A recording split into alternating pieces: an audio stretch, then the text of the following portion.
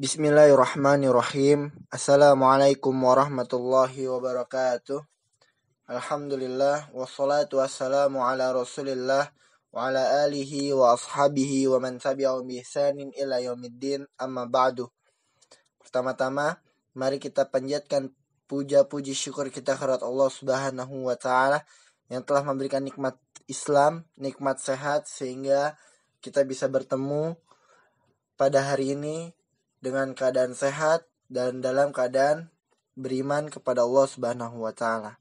Salawat serta salam tak lupa kita curahkan kepada junjungan besar Nabi besar kita Muhammad sallallahu alaihi wasallam dan kepada keluarganya, kepada sahabatnya dan pada pengikutnya hingga akhir zaman nanti. Oke. Gimana kabarnya anak-anakku sekalian? Semoga semuanya dalam keadaan sehat walafiat ya. Hari ini Ustadz akan membahas tentang dakwah Rasulullah kepada kaum Quraisy. Sebelumnya, pada pertemuan sebelumnya, Ustadz membahas dakwah Rasulullah di tengah keluarganya. Coba silakan dibuka bukunya di halaman ke-7. Kita sedikit memurojaah. Ya, ketika itu Rasulullah mendapatkan perintah untuk berdakwah secara terang-terangan. Apa yang dilakukan pertama kali oleh Rasulullah? Rasulullah mengumpulkan Bani Hashim ya untuk hadir dalam acara seperti makan-makan lah seperti itu. Dalam acara tersebut Rasulullah menyampaikan tentang kenabian atau tentang kerasulan dirinya untuk mendakwahkan kepada setiap manusia. Ketika Rasulullah menyampaikan itu, banyak sekali yang menolak Rasulullah dan salah satunya adalah pamannya Abu Lahab.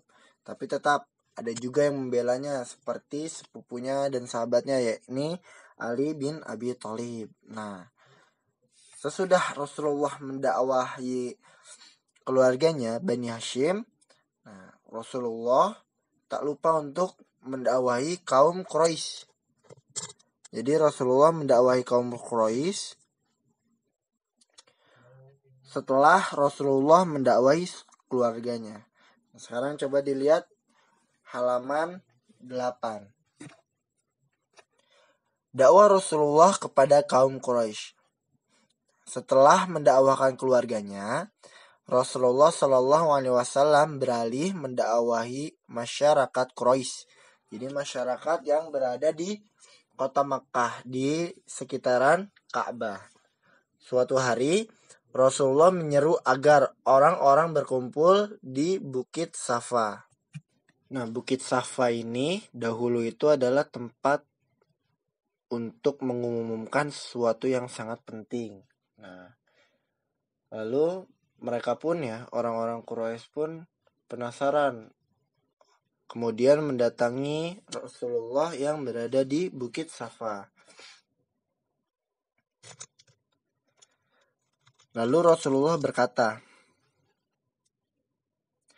"Jika kukabarkan bahwa di balik bukit ini ada pasukan berkuda yang mengepung kota ini, apakah kalian akan mempercayaiku?"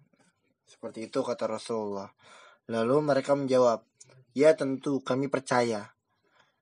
Selama ini kami mengenalmu sebagai seorang yang sangat jujur," kata kaum Quraisy.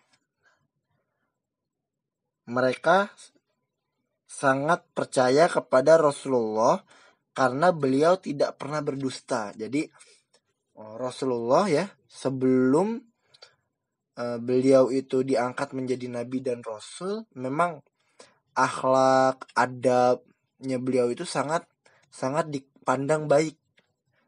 Seperti kejujurannya, kesabarannya. Jadi orang-orang pun sangat percaya kepada beliau. Kemudian Rasulullah berkata, "Ketahuilah oleh kalian semua, sesungguhnya aku ini adalah seorang Rasul. Allah mengutusku untuk memberi peringatan kepada kalian sebelum kalian ditimpa azab yang sangat pedih." Seperti itulah perkataan Rasulullah. Ya. Ketika itu tiba-tiba paman Rasul Abu Lahab hadir di tengah kerumunan masyarakat Quraisy. Ia pun langsung mencela Rasulullah. Abu Lahab berkata, "Hei Muhammad, celakalah sekali kamu ini. Apakah hanya untuk hal ini kamu mengumpulkan kami di sini?" Ketika itu Rasulullah hanya diam dan tidak membalasnya. Allah kemudian melaknat Abu Lahab dikarenakan sikapnya di Bukit Safa tersebut.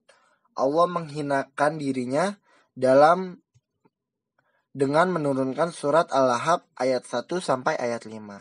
Ya, yang berbunyi, A'udzu billahi minasyaitonir rajim.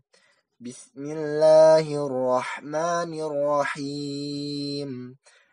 Tabbat yada abi lahabi wa tab. Ma aghna anhu maluhu wa ma kasab. Sayasla naran zata lahab. Wa imra'atuhu hammalatal hatab. Fi jidiha hablum min masad. Celakalah kedua tangan Abu Lahab dan celakalah ia.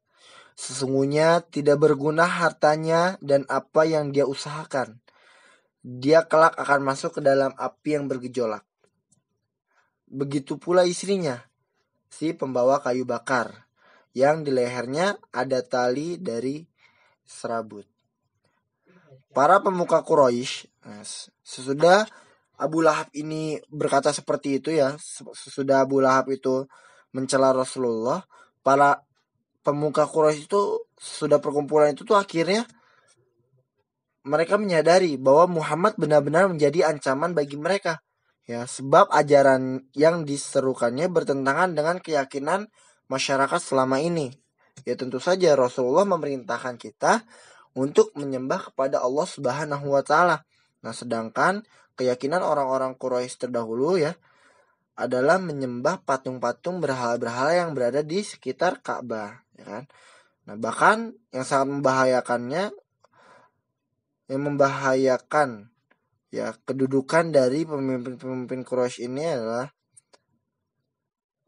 jadi si pemimpin ini tidak bisa menjadi anutan kaum Quraisynya nanti ketika Rasulullah itu memimpin. Itu yang ditakutkan oleh mereka. Nah, sejak saat itu mereka pun mulai memusuhi Muhammad dan menghalang-halangi dakwah beliau.